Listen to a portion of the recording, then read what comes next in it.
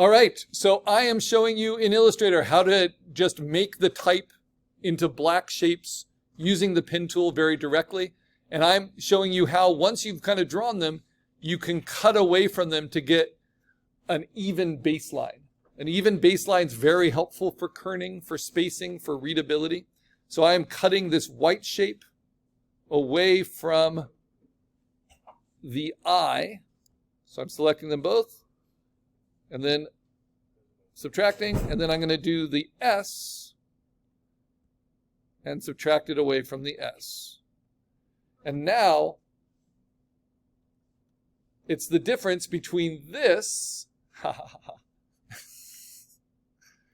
and this.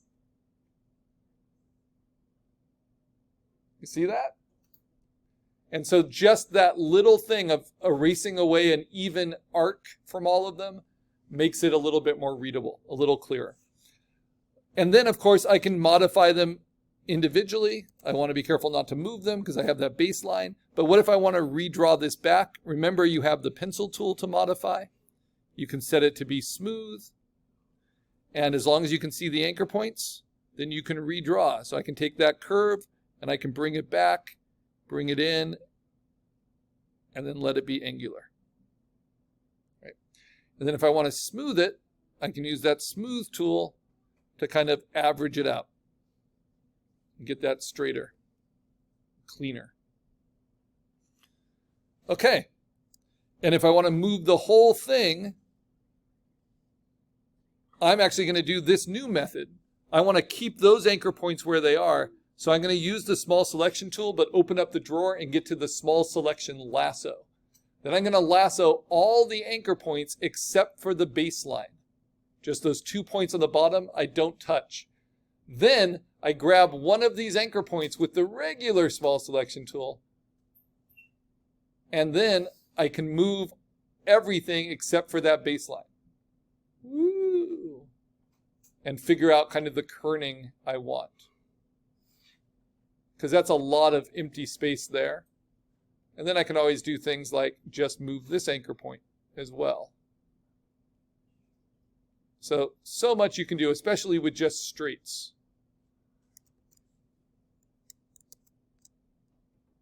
Yeah, so I think that works. Okay, so I have this. Now for horse, I'm going to show you a different method. And that is using the blob brush. Because the pun of my poster is this horse is on fire instead of this house is on fire, right? Maybe I want horse to stand out a little bit. So it's the same kind of type design, but it's going to be an outline instead of a fill. And so instead of trying to do a stroke, like I could always do that, I could take my T and I can swap it so it's a stroke and then go to properties and make that stroke thicker, right? And turn it into an outline text. And that might be a good idea eventually, but I'm going to show you how you can design the text as an outline. So I'm going to use the blob brush. I can set the blob brush by double clicking to be more smooth and to make it, in this case, quite a bit bigger with not that much variation. That's too big.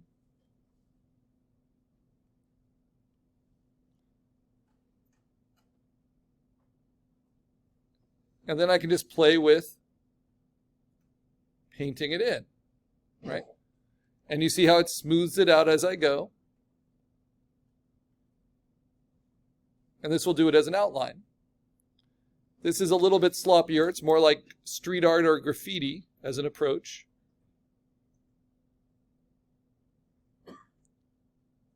And I'm actually going to set it to be super smooth. See if that helps.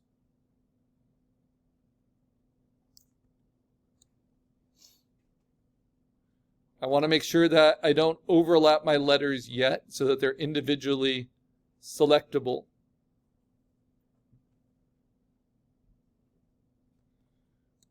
And this is especially a good technique when you have letter forms that have shapes cut within them, which is hard to do with the pen tool without using Pathfinder, right?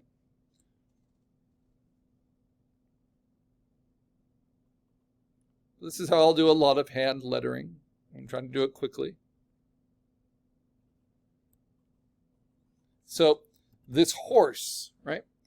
Now you can tell I was getting more and more confident as I went, and now my O and my H don't quite measure up. So I'm just, instead of trying to fix them, I'm just going to redo them.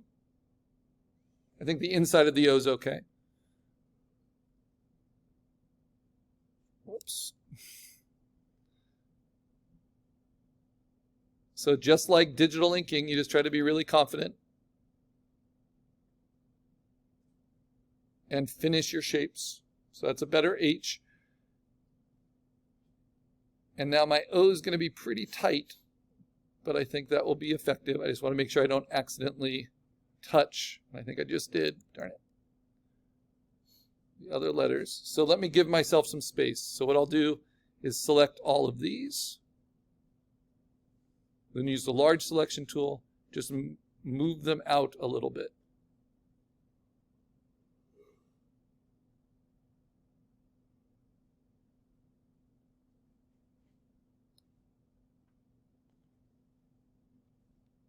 So as long as they're not overlapping, right, I can select them individually with that large selection tool. Now go back to my blob brush.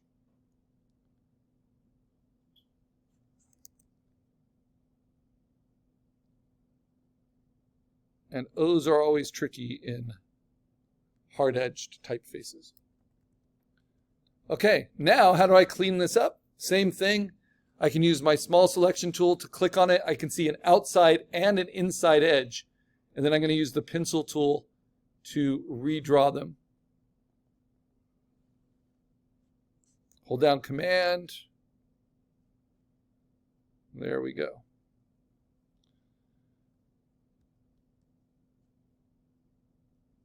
Just like with digital inking. Get rid of the little blobs that happen when you start and stop. And we're not trying to be perfectionists. We're just trying to have it be readable and have some personality. So I have this, and then I have horse. Notice I want a little bit more negative space between these two. There's a name for it, but I'm blanking on it right now. The two stabs of the H. And I want a little bit more space on the inside of this O. So the benefit of using the blob brush to work on your letter forms is that you can work both the inside and the outside of the line. And then once you have it, you can use the large selection tool to tilt it. You see how I'm just tilting the outside of the line, right? All of that's pretty helpful. Or I can tilt the whole thing. So it just depends how you selected it. I can also use the smooth tool and just average them out to kind of clean them up.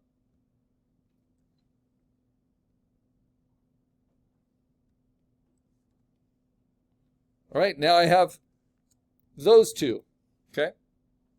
I feel like the E, do you guys agree, has a little too much space, too much kerning.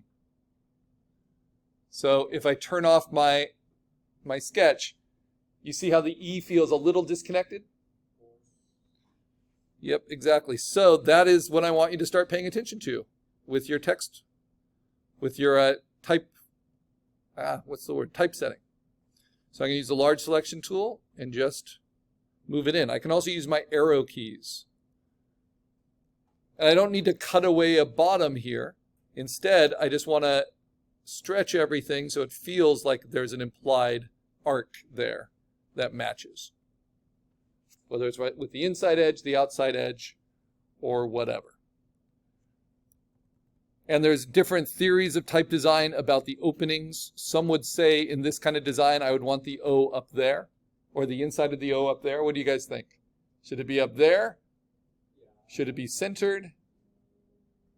Shouldn't be down there. I kind of like it. I'll split the difference. Up there? Arrow keys. So now it's a little bit, it's like on an arc, right? It doesn't feel disconnected. Okay, so we've got this horse. Now the is. I'm going to do the is in a third method. So this was pen tool. This was Blob brush, both of them modified with the pencil tool, both of them can be modified with pathfinders.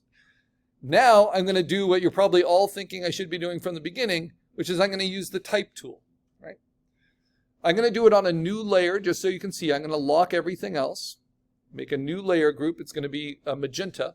And I'm going to use the type tool, and just like if this was a Google Slides or something, I'm going to make a text block. And it's going to fill it with what's called Latin text, right? Just to show me what the default is.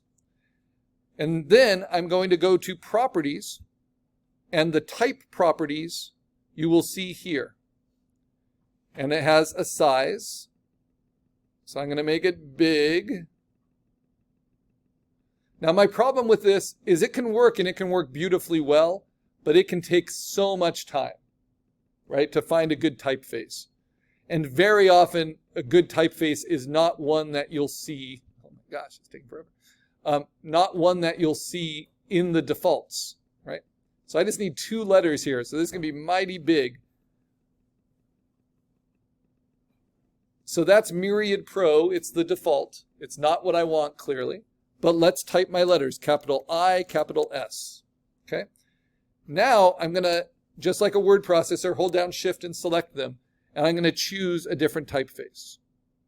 And it will show me like a little preview of them right here.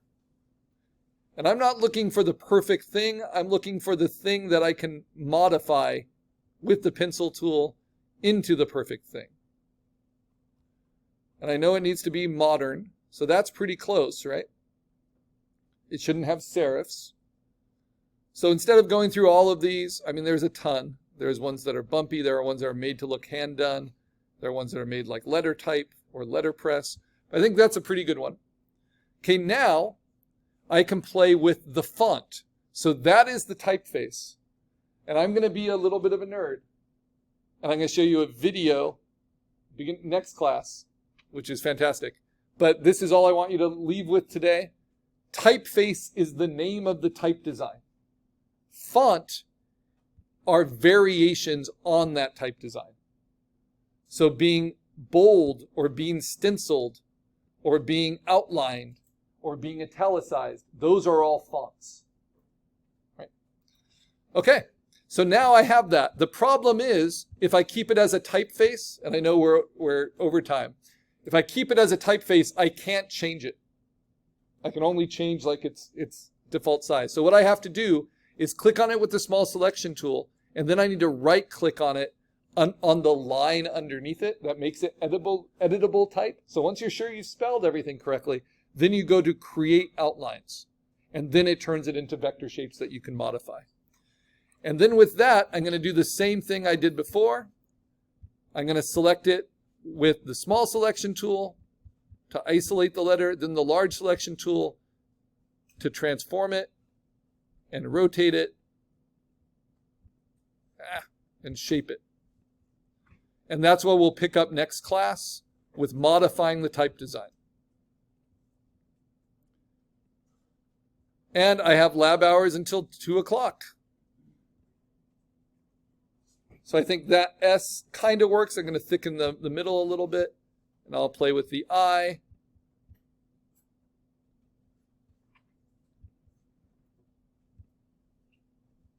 And some of us want more consistency, right? So you might use the same typeface for everything.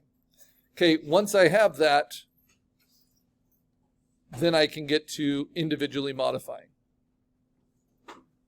And that's what we'll pick up on Thursday.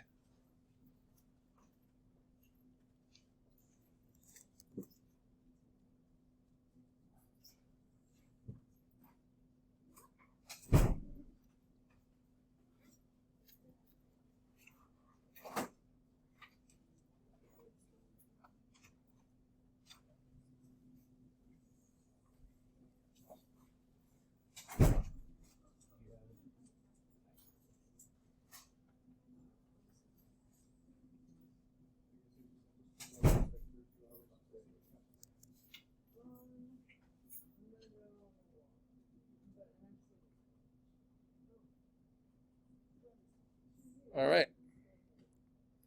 So I'll leave it for now.